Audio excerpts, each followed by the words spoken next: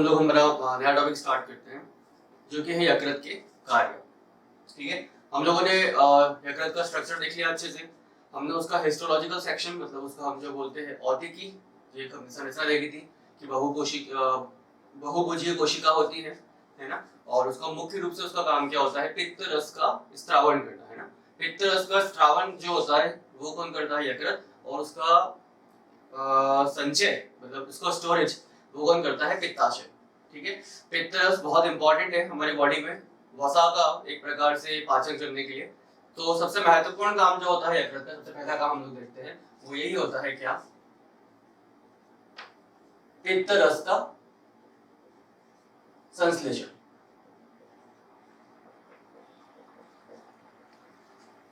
ठीक है, पित्त रस का संश्लेषण। पित्त रस क्या होता है, इसको हम सामान्यतः बाइल भी कहते हैं। ये हल्के पीले रंग का एक क्षारीय द्रव होता है। कैसा, हल्के पीले रंग का, हल्का पीला क्षारीय द्रव। एक प्रकार का पाचक रस है ये। हल्का पीला रंग इसका इसलिए होता है क्योंकि इसमें पित्त वर्णक पाए जाते हैं, क्या नाम के, बिलिरुबिन और बिलिवर्डिन। ठीक है, अगर इसका हम थोड़ा सा इसका कंपोजिशन देखें, इसका संगठन देखें तो देखो उसमें दो प्रकार की चीजें होती है। एक तो उसमें होते हैं पित्त लवण और एक होते हैं पित्त वर्णक, जिसको हम बोलते हैं बाइल सॉल्ट और बाइल पिगमेंट। अगर हम बात करें कि इन दोनों में से कार्यशील कौन है, मतलब फंक्शनल कौन है, मुख्य रूप से वसा का पाचन कौन करता है, तो एक चीज बहुत इंपॉर्टेंट क्वेश्चन है ना। कौन करता है वसा का पाचन, पित्त लवण, ना कि पित्त वर्णक। पित्त वर्णक किसी काम के नहीं होते। पित्त वर्णक फिर क्या होते हैं, फिर ये पित्त रस में उपस्थित, ये इंपॉर्टेंट स्टेटमेंट है, ये पित्त रस में उपस्थित क्या है, उत्सर्जी पदार्थ। ठीक है, जो हमारे शरीर में किसके द्वारा, फेसिस के द्वारा, शरीर से मल के द्वारा शरीर से बाहर कर दिए जाते हैं। कौन, पित्त वर्णक। महत्वपूर्ण भाग क्या होता है पित्त रस का, पित्त लवण। पित्त लवण दो प्रकार के होते हैं, अकार्बनिक और कार्बनिक। दो प्रकार के होते हैं, अकार्बनिक एवं कार्बनिक। ठीक है, अकार्बनिक में आते हैं सोडियम कार्बोनेट, सोडियम बाइकार्बोनेट। ठीक है, ये सब काय में, NaCl, ये सब काय में आते हैं, अकार्बनिक में आते हैं। ठीक है, और कार्बनिक में आते हैं सोडियम ग्लाइकोपोलेट,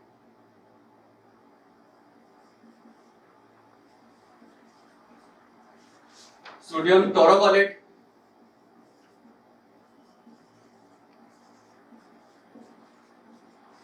ठीक है।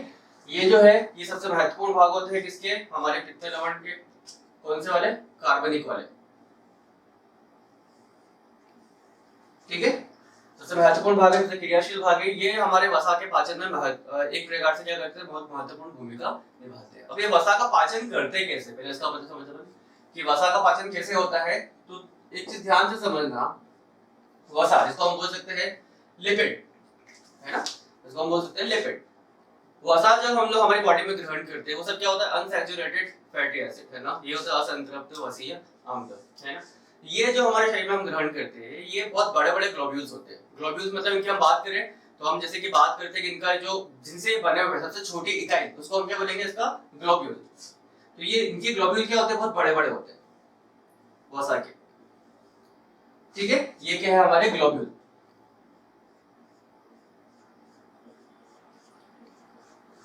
पित्त लवण जो होते हैं, हम बात करें पित्त रस की बात करें, बाइल की बात करें, बाइल का मुख्य रूप से काम क्या होता है, इन वसा के जो बड़े बड़े ग्लोब्यूल है इनको क्या करना, छोटा कर देना, मतलब इनको सूक्ष्म कर देना।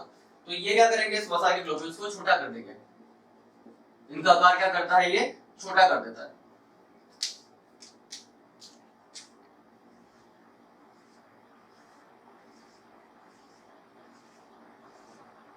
क्लियर है, ये जो है आपके वसा के जो ग्लोब्यूल है आपके, ये क्या हो गए, छोटे हो गए। और यही जो क्रिया होती है वसा के बड़े ग्लोब्यूल्स को छोटा करने की क्रिया होती है, ये क्रिया कहलाती है क्या, पायसीकरण। क्या कहलाती है, पायसीकरण।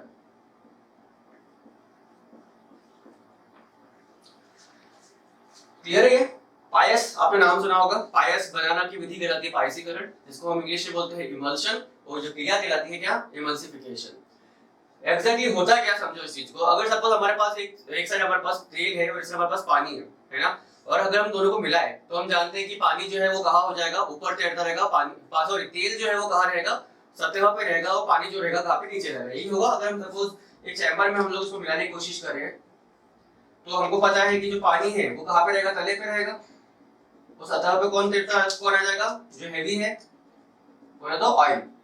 यही होगा, ये है हमारा ऑयल और ये है हमारा वाटर H2, है ना।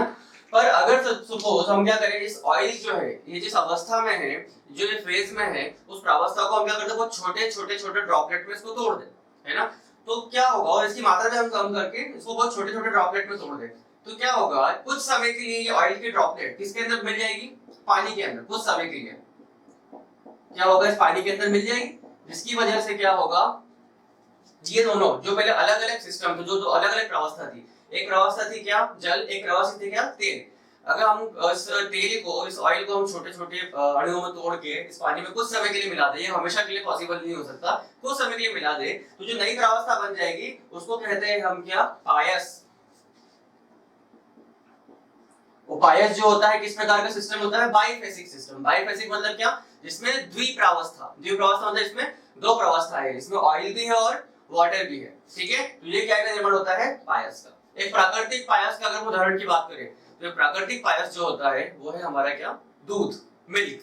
मिल्क का एग्जांपल है एक नेचुरल इमल्शन का, एक प्राकृतिक प्रावस्था का, प्राकृतिक सॉरी पायस का। इसमें हम जानते हैं, हम दूध से हम जानते हैं जो घी मलाई निकल जाते हैं, वो सब कौन सा वाला भाग होता है, उसका ऑयल वाला भाग। वो जो शेष भाग होता है किसका होता है, वाटर वाला।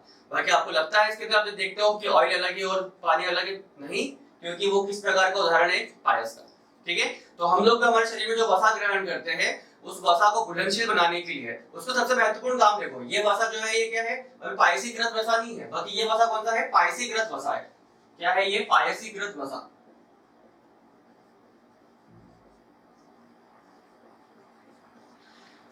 और ये हम क्यों करते हैं, क्योंकि हम जब ये जो वसा जब इसके आगे वाले भाग में जाएगा, मतलब जो छोटी आंत में जाएगा, और जब इसके ऊपर अग्नाशयी रस काम करेगा, तो अग्नाशयी रस में एक एंजाइम होता है जिसका नाम होता है लाइपेज, उसको हम पैंक्रियाटिक या फिर अग्नाशयी लाइपेज भी कहते हैं।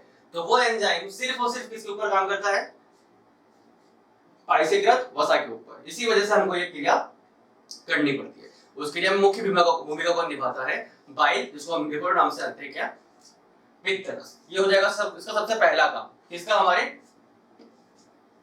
लीवर का, ठीक है। अब हम आते हैं इसके सेकंड काम के ऊपर, जो कि है क्या, carbohydrate metabolism.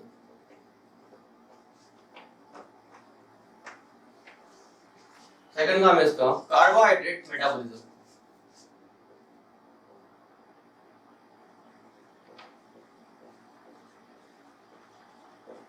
Carbohydrate metabolism. Metabolism मतलब होता है क्या, उपापचय।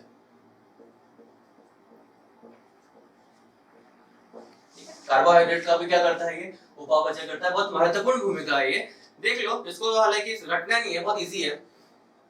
चार चीजें करता है हमारा लीवर। सबसे पहला काम जो होता है वो कहलाता है ग्लाइकोजेनोसिस। क्या कहलाता है,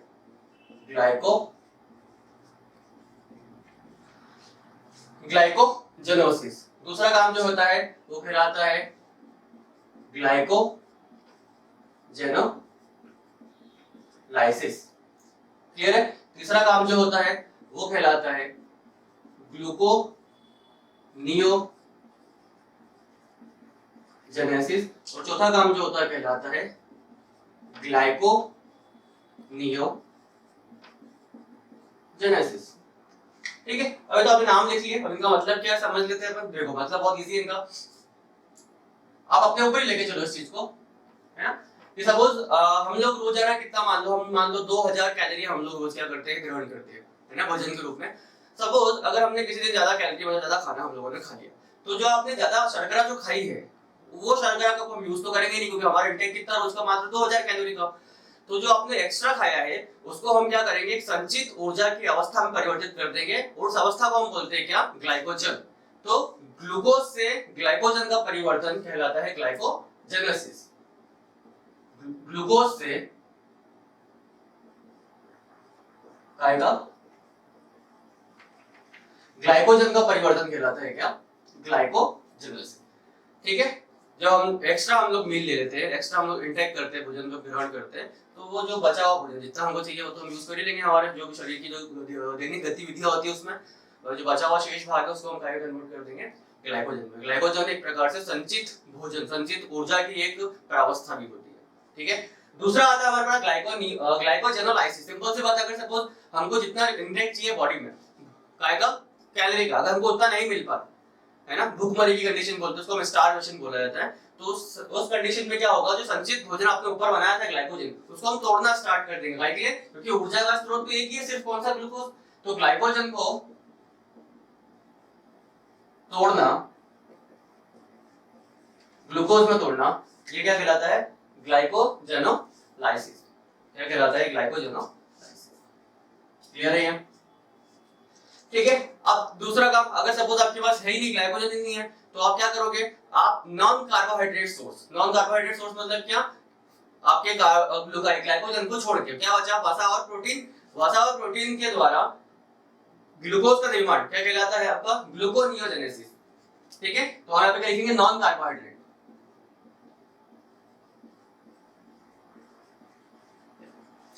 नॉन कार्बोहाइड्रेट स्रोतों से काय का निर्माण, ग्लूकोज का निर्माण क्या कहलाता है, आपका ग्लूकोनियोजेनेसिस। और चौथा जो है ग्लाइकोनियोजेनेसिस। हम जानते हैं कि जब हम लोग कोई बहुत ज्यादा जब एक गतिविधि करते हैं, जैसे कि मान लो हम क्या बोलते हैं, एक्सरसाइज कर लेते हैं, तो हम जानते हैं कि एक प्रकार हमको थकान महसूस होने लग जाती है, क्योंकि हमारी पेशियों में एक विशेष प्रकार का अम्ल बनता है जिसको हम बोलते हैं लैक्टिक अम्ल, है ना। तो जब हमारी पेशियों में लैक्टिक अम्ल की मात्रा बढ़ जाती है, तो हमारा शरीर क्या करता है, पेशियों से उस लैक्टिक अम्ल को उठा के लीवर में ले जाता है, और लीवर में जाकर उसको कन्वर्ट करता है के अंदर, वो ग्लाइकोजन के अंदर, है ना, जो कि क्या है, संचित एक फॉर्म है किसकी, भोजन की। तो लैक्टिक एसिड का ग्लाइकोजन में कन्वर्जन, यह बहुत इंपॉर्टेंट चीज ध्यान रखना। लैक्टिक एसिड कहां का, मसल, पेशियों में जो बनता है, वो ग्लाइकोजन कहां पे, लीवर। यह कन्वर्जन क्या कहलाता है, आपका ग्लाइकोनियोजेनेसिस। ठीक है, तो ये हो जाएगा आपका दूसरा काम, जिसको हम बोलते हैं कार्बोहाइड्रेट मेटाबॉलिज्म। पहला ग्लूकोज से ग्लाइकोजन, दूसरा ग्लाइकोजन से ग्लूकोज, तीसरा नॉन कार्बोहाइड्रेट से ग्लूकोज, और चौथा हो जाएगा लैक्टिक एसिड से ग्लाइकोजन। ठीक है, ये सारे काम कौन करता है, आपका लीवर। ठीक है, अगला काम देखते हैं हम लोग। अगला काम क्या होता है, वसा का संग्रह।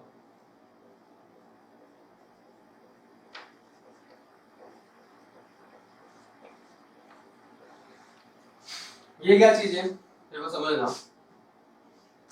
यकृत में क्या होता है, जब लिपोलाइसिस भी होता है, मतलब कुल मिला के जो वसा जो हम लोग ग्रहण करते हैं उसका टूटना भी कहाँ पे होता है, यकृत में होता है। और जब मात्रा बढ़ जाएगी, मतलब समझो एक क्वांटिटी होती है, एक लिमिट होती है किसी भी चीज की, अगर बहुत ज्यादा जब वसा होगा, या फिर अगर दो चीज हो सकती है, तो वसा की मात्रा बहुत ज्यादा हो, या फिर ये जो क्रिया हो ये क्या हो जाए, थोड़ी सी कम हो जाए, तो उस कंडीशन में क्या होगा, यकृत के आसपास क्या होगा, वसा जमा हो जाएगा, जिसकी वजह से यकृत की कार्यशीलता क्या हो जाएगी, कम हो जाएगी। और एक प्रकार की बीमारी होती है जो काय की वजह से होती है, एक्सेस अल्कोहल इनटेक, अधिक मदिरा पान करने से। अधिक मदिरा पान करने से क्या होता है, यकृत की कोशिकाएं वसा को तोड़ना बंद कर देती है, वसा का जो अपघटन बंद कर देती है, इसकी वजह से उसके आसपास वसा संग्रहित हो जाता है, और इस प्रकार की बीमारी को हम बोलते हैं अल्कोहलिक लीवर साइरोसिस। ठीक है, क्या बोलते हैं, alcoholic liver cirrhosis.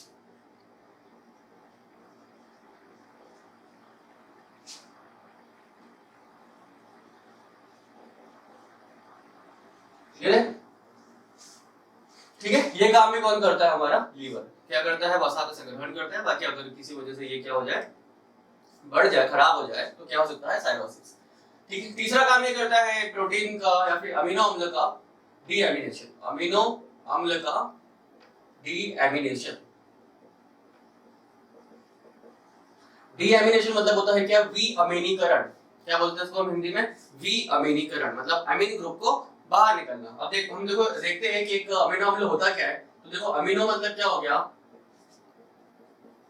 Amino group है ना, और अम्ल मतलब क्या हो गया, COOH है ना। इसी प्रकार से किसी अमीनो एसिड का फॉर्मेशन होता है, तो इस अमीनो अम्ल में से अमीन ग्रुप को हटाना, अमीन ग्रुप को हटाना, ये क्रिया क्या कहलाती है, डीएमिनेशन।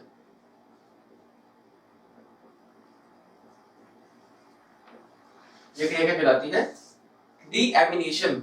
फिर ये अमीन ग्रुप जो है ये काय में कन्वर्ट हो जाएगा आपका अमोनिया में, और फिर हम जानते हैं कि अमोनिया से यूरिया का परिवर्तन कहां पे होता है, लीवर में, किसके द्वारा, हेचेन-स्लैक चक्र के द्वारा, ठीक है।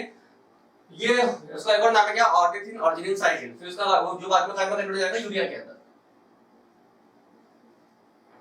ठीक है। और ये बचा हुआ भाग है, ये अगर मान लो आपको जरूरत पड़ रही है कि ग्लूकोज की, तो ये जाके ग्लूकोनियोजेनेसिस के द्वारा काय का निर्माण करेगा, ग्लूकोज का निर्माण करेगा। तो इसका जो भी काम है, जो इसका फेट है, वो डिसाइड हो जाएगा, ठीक है। बाकी ये क्रिया जो होती है कहां पे होती है, ये लीवर में होती है। इस क्रिया को हम बोलते हैं विअमीनीकरण,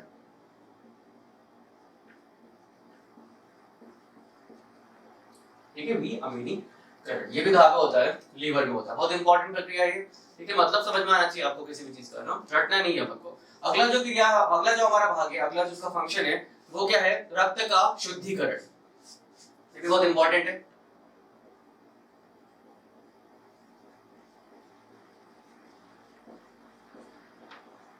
प्यूरिफिकेशन है ना, प्यूरिफाइंग ऑर्गन है ये, है ना। अच्छा, कभी ऐसा क्वेश्चन आया है कि इसमें से ऐसा कौन सा ऑर्गन है, ऐसा कौन सा अंग है जो प्यूरिफिकेशन का काम नहीं करता, शुद्धिकरण का काम नहीं करता, ठीक है। तो हम देखते हैं पहले ये कैसे करता है। मैंने आपको कोशिका बताई थी, बहुकोशिकीय कोशिका जो हमने बताई थी, किसकी, बहुभुजीय कोशिका, पॉलीगोनल शेप कोशिका थी, किसकी, लीवर की। तो उसमें मैंने आपको बताया था कि एक विशेष प्रकार की कोशिकाएं हेपेटिक साइनोसाइट में उपस्थित होती है। उन कोशिकाओं को बोलते हैं कुफर सेल। क्या बोलते हैं, कुफर सेल। मैंने कहा था कुफर सेल का काम क्या होता है, ये worn out RBC, worn out RBC मतलब जो अपना जीवन चक्र पूरा कर देती है, या फिर जो नियमित इसका जो आकार होता है वो क्या होता है, इररेगुलर होता है, अनियमित आकार होता है। उन आरबीसी को, उस डैमेज, क्षतिग्रस्त आरबीसी को, सबसे अच्छा वर्ड है क्षतिग्रस्त बोलना, क्षतिग्रस्त बोलो आप, है ना। क्षतिग्रस्त आरबीसी को कुफर कोशिकाएं तोड़ देती है, उससे क्या बनाती है, मैं आपको बताया था, वर्णक, कौन से, बिलीरुबिन और बिलीवर्डिन। पहले कौन सा बनता है, बिलीरुबिन, फिर बाद में इसका ऑक्सीकरण होकर क्या बनाता है, बिलीवर्डिन। किस प्रकार के वर्णक, ये पीले रंग के वर्णक है ना। ये किस में मिलते हैं, पित्त रस में जाते हैं, इसकी वजह से इनको पित्त वर्णक भी बोलते हैं। मैंने कहा था इनका कोई काम नहीं है, ये उत्सर्जी पदार्थ है, उत्सर्जी पदार्थ हुए, ठीक है। तो ये इनका निर्माण करती है। अगर मान लो क्षतिग्रस्त आरबीसी की संख्या बहुत ज्यादा बढ़ जाएगी तो क्या होगा, इन पित्त वर्णक की मात्रा बढ़ जाएगी, और जब शरीर में पित्त वर्णक बढ़ जाएंगे तो ये उस जगह जाके, मतलब रक्त में इसकी मात्रा बढ़ जाएगी।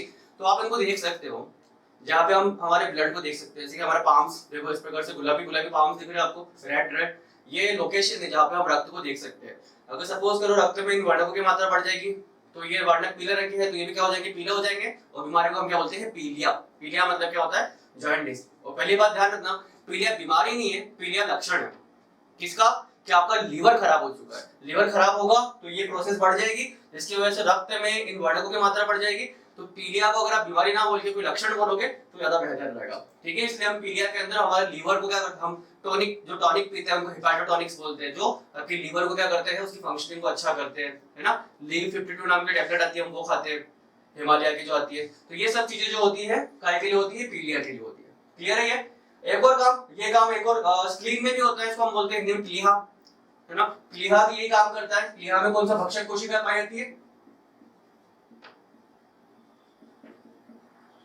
वो भी यही काम करती है, क्या, इन आरबीसी को खत्म करती है। और एक और काम हमारे रक्त को प्यूरिफिकेशन का काम जो करता है वो किडनी भी करती है।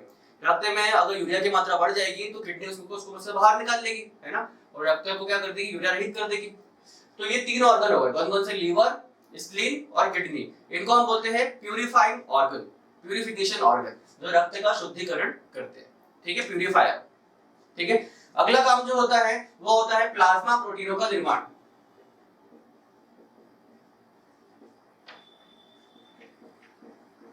क्या, प्लाज्मा प्रोटीन का निर्माण। आपको मैंने बॉडी फ्लूइड्स बता रखा है कि हमारे प्लाज्मा में कौन कौन से प्रोटीन्स होते हैं। हमारे प्लाज्मा में एल्बुमिन होता है, ग्लोबुलिन होता है, प्रोथ्रोम्बिन होता है, एंड थ्रोम्बिन होता है, ठीक है, एंड फाइब्रिनोजेन होता है, सॉरी, प्रोथ्रोम्बिन एंड फाइब्रिनोजन। इस प्रकार के हमारे प्रोटीन होते हैं 4। इन 4 में से 3 का निर्माण कहां पे होता है? लीवर में होता है। किसका नहीं होता वो लिख लेते हैं अपन, ग्लोबुलिन्स का नहीं होता।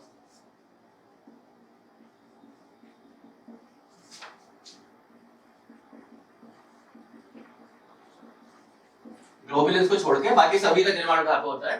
अपने प्लाज्मा में। अगला आता है विटामिन का। कौन से विटामिन का संग्रहण करता है? ये तो सिंपल सी बात है, लीवर मतलब वसा से संबंधित बात, वसा से संबंधित बात मतलब वसा से संबंधित विटामिन। वसा से संबंधित विटामिन कौन कौन से है अपने पास? ए, डी, ई, के।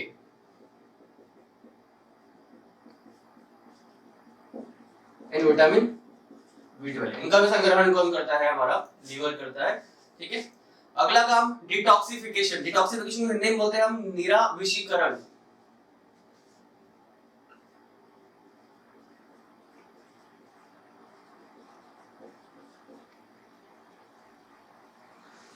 ठीक है। जो जहरीले पदार्थ होते हैं उनकी टॉक्सिसिटी को कम करके उसको डिटॉक्सिफाई करना, मतलब उनका विषीकरण कम करके एक नॉन टॉक्सिक पदार्थ में कन्वर्ट करने का काम भी कौन करता है? लीवर करता है। ठीक है। एक और इसका काम है हेपेरिन का संश्लेषण। हेपेरिन क्या है? एक प्रकार का एक प्रतिस्कंदक है जिसकी वजह से रक्त में थक्का नहीं जमता है। तो ये काम भी कौन करता है? लीवर ही करता है। हेपेरिन का संश्लेषण।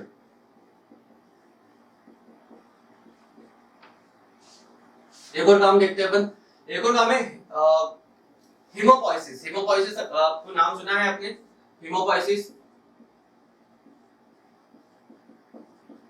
नहीं सुना है तो देखो टर्मिनोलॉजी समझ लो। कभी कोई नाम नहीं सुना तो आपका अगर समझ ना आता हो तो समझ सकते हो। देखो पोइसिस का मतलब होता है निर्माण और हीम का मतलब क्या होता है? रक्त। तो रक्त का निर्माण, क्लियर है ये? एराइथ्रोपोइसिस मतलब क्या? एराइथ्रो मतलब क्या? आरबीसी। पोइसिस मतलब निर्माण, तो एराइथ्रोपोइसिस मतलब आरबीसी का निर्माण।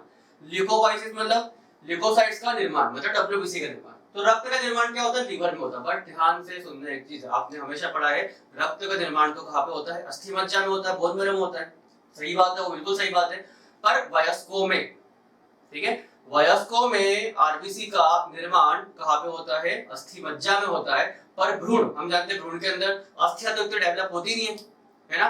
तो उसमें इतनी अच्छी से अस्थियां डेवलप नहीं होती, इसकी वजह से उस समय भ्रूणीय अवस्था में कौन करता है ये काम? ये काम करता है आपका लीवर। कब? भ्रूणीय अवस्था में।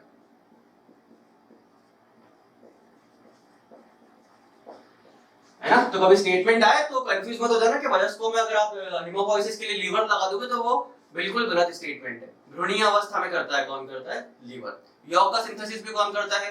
लीवर करता है। ठीक है। एंजाइमों का स्त्रावण भी कौन करता है? लीवर करता है। खनिज हो गए जैसे कि लोहा हो गया, तांबा हो गया, कॉपर हो गया, फेरस हो गया, इनका संग्रहण भी कौन करता है? लीवर करता है। खनिज संग्रहण लिख लेते हैं अपन।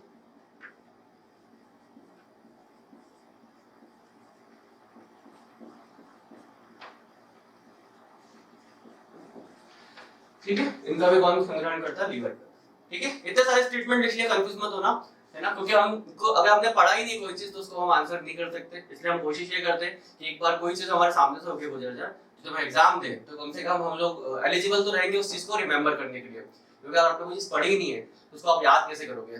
ध्यान रखना, ब्रेन जो होता है कोई नई चीज इजाद नहीं कर सकता, है ना? हमारा ब्रेन जो होता है उसके पास कोई चेहरा बनाने की कोई प्रकृति नहीं होती कि किसी चीज को बना नहीं सकता। जो आपने देखा होगा वही ब्रेन को रिमेंबर करेगा। ठीक है। इसकी वजह से हम कोशिश करते हैं कि मैक्सिमम पार्ट को एक बार सामने से निकाल दें। ठीक है। तो ये सारे के सारे हो जाएंगे फंक्शंस किसके? हमारे लीवर के। अब हम लोग स्टार्ट करते हैं पाचन की कार्य की, मतलब फिजियोलॉजी ऑफ डाइजेशन। ठीक है। ये जो प्रक्रिया होती है सबसे पहले स्टार्ट होती है कहाँ से? मुख गुहा से स्टार्ट होती है। वो जैसे हम लोग जो भोजन खाते हैं तो उसमें हम लोग एक प्रकार की यांत्रिक क्रिया चालू करते हैं।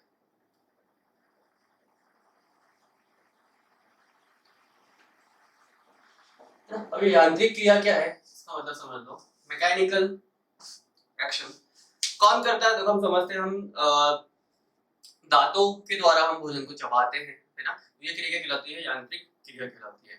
ठीक है। इस क्रिया में क्या होता है? समझ, इस क्रिया में क्या होता है? हम लोग भोजन को चबा के उसको एक ऐसी अवस्था में लेके आते हैं कि जिसके ऊपर उसको हम अच्छे से उसको मिला सके, उसके अंदर हम सलाइवा मिला सके, लार मिला सके, अथवा उसके ऊपर छोटे कणों के ऊपर आसानी से क्या कौन काम कर सके? उसमें सलाइवा उपस्थित एंजाइम उसके ऊपर आसानी से काम कर सके। ठीक है। तो ये चबाने की जो क्रिया होती है कहलाती है मैस्टिकेशन। ये कहलाती है मैस्टिकेशन। ठीक है, इसमें कौन पार्टिसिपेट करता है? Tongue and teeth. ठीक है, इसको हम मैकेनिकल डाइजेशन भी बोलते हैं, यांत्रिक पाचन भी कहते हैं। क्लियर है? इस प्रकार से कौन काम करता है आपका? Teeth and tongue.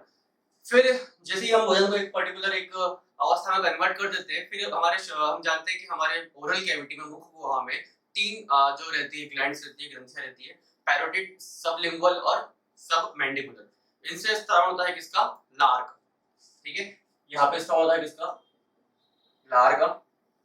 लार में 99% तो क्या होता है? जल होता है ना? बाकी जो शेष भाग होता है उसमें क्या पाया जाता है? इसके अंदर कुछ एंजाइम्स और लवण, है ना? एंजाइम्स कौन से होते हैं इसके अंदर? लाइसोजाइम और टाइलिन। और लवण होते हैं इसमें थायोसाइनेट, है ना? और क्या होता है? म्यूसिन होता है, एक प्रकार का ग्लाइकोप्रोटीन है म्यूसिन। तो ये एंजाइम्स और लवण इस प्रकार से इसके अंदर पाए जाते हैं। ठीक है, म्यूसिन का काम क्या होता है कि ये भोजन को चिपचिपा बनाता है, जिसकी वजह से उसमें बाइंडिंग, मतलब एक साथ, मतलब एक प्रकार से एक अवस्था बन जाती है भोजन की ना, चिपचिपा जो होता है वो कई की वजह से होता है? म्यूसिन की वजह से। थायोसाइनेट उसमें उपस्थित हानिकारक जीवाणुओं को खत्म करने का काम करता है। सेम काम लाइसोजाइम का भी है, उसका काम भी क्या है? इसमें उपस्थित जीवाणुओं को नष्ट करना। तो ये तीन इनके काम क्लियर, तीन हो गए। टाइलिन का काम मैं आपको बता देता हूं। टाइलिन का मुख्य रूप से काम क्या होता है? इसको हम स्टार्च स्प्लिटिंग एंजाइम भी बोलते हैं, जो स्टार्च को तोड़े। इसका एक और नाम है सलाइवरी एमाइलेज। ठीक है, सारे नाम ध्यान रखना। क्या क्या नाम है इसका? Salivary amylase. क्या काम होता है इसका? ये स्टार्च को तोड़ता है, काय में? मेल्टोज में। ठीक है, एक विशिष्ट पीएच पे, जो कितना होता है? 6.8। ठीक है, स्टार्च को तोड़ने का काम करता है ये अमाइलेज, सलाइवरी अमाइलेज। हम सलाइवरी इसलिए बोल रहे हैं क्योंकि सलाइवा में उपस्थित है। अमाइलेज इसका नाम है। अमाइलेज पैंक्रियास में भी होता है, तो उसको पैंक्रियाटिक अमाइलेज बोलेंगे। इसका एक और नाम टाइलिन भी है, इसको अगर नाम स्टार्च स्प्लिटिंग एंजाइम भी है ना? ग्लाइकोसाइडेज एंजाइम भी इसका नाम है। तो ये सब इसके अलग-अलग नाम है। कितना प्रतिशत तोड़ता है ये? अगर हम ओरल कैविटी की बात करें, सिर्फ कहां पे? ओरल कैविटी में, ये तोड़ता है कितना? 3%। याद रहेगा, 3% स्टार्च का ब्रेकडाउन ये करता है ओरल कैविटी में। बाकी आपने सुना होगा, बहुत सारी किताबों में लिखा है कि लगभग 30% स्टार्च का खत्म कौन करता है? Salivary amylase. तो वो सलाइवरी एमाइलेज द्वारा है। जगह बता रहा हूं आपको कहां पे? ओरल में। बाकी बचा हुआ 27% कहां पे करता है ये? तो ये अमाशय में करता है। तो आप बोलो कि अमाशय में तो होता ही नहीं है। नहीं होता है, पता है मुझे। अमाशय में सलाइवरी एमाइलेज नहीं होता। बाकी हम चीज समझो, हमने खाना खाया, खाने को चबाया, फिर उसमें लार स्रावित हुई, खाना को हमने लार में मिलाया। एक और चीज है ना, जब भोजन और लार आपस में अच्छे से मिल जाते हैं और वो निगलने योग्य हो जाते हैं, तो भोजन की उस अवस्था को बोलते हैं बोलस, है ना? फिर हमने बोलस को खाया, उसको निकला, वो हमारे इजोफेगस से होता हुआ कहां पे गया? हमारे स्टमक के अंदर गया। इस चीज को भी समझ लेते हैं। ये आपने निकला, है ना? हम जानते हैं दो इस प्रकार से पाइप है, इस पाइप के ऊपर ढक्कन है, ढक्कन को बोलते हैं एपिग्लोटिस, है ना? ये ट्रैकिया ओपन होता है यहाँ पे। इससे हमको मतलब नहीं है, क्यों? क्योंकि ये तो श्वास में लिखा है, हमको मतलब है किससे? हमारे इजोफेगस से। ठीक है, जैसे इजोफेगस में गया, तो इजोफेगस में क्या होता है आपको पता है? इस प्रकार से गति होती है ना? और ये जो गति होती है, इसमें क्या होगा? आपका जो बोलस है ये होता हुआ निकलेगा। ठीक है, और ये होता हुआ निकलेगा, किसके अंदर आएगा? ये आएगा आपके अमाशय में। कहां पे आएगा? अमाशय में। तो ये बोलस जो है यहाँ पे आपके अमाशय में आ जाएगा। ठीक है, आपको स्टमक के भाग पता है। ये वाला भाग जो होता है, ये कौन सा भाग कहलाता है आपका? फंडस। ये वाला भाग जो होता है, ये कौन सा भाग कहलाता है आपका? ये आपका कहता है कार्डियक। और ये कौन सा कहलाता है? पायरोलिक। ठीक है, तो यहाँ पे हमको पता है कि एक प्रकार का स्फिंक्टर होता है, उसको हम बोलते हैं कार्डियक अवरोधिनी। ये ओपन हो जाएगी, क्या नाम है इसका? कार्डियक अवरोधिनी।